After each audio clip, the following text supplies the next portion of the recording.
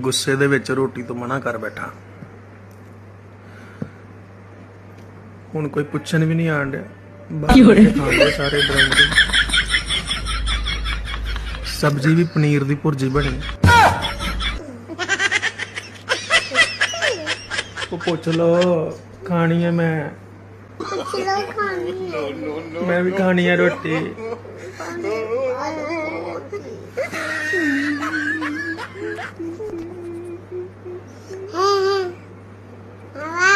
तू भी खानी रोटी? मम्मा ने कहा रोटी ले आओ। आलू परांठे लेके आओ। आलू परांठे नाल वो भी पनीर दी भुर्जी भी। हाँ जी। क्या पनीर दी भुर्जी भी ले आओ।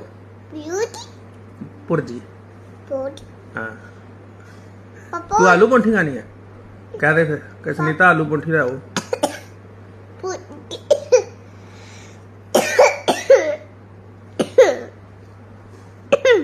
कह दे आवाज मार सुनीता आलू परांठी ले आओ।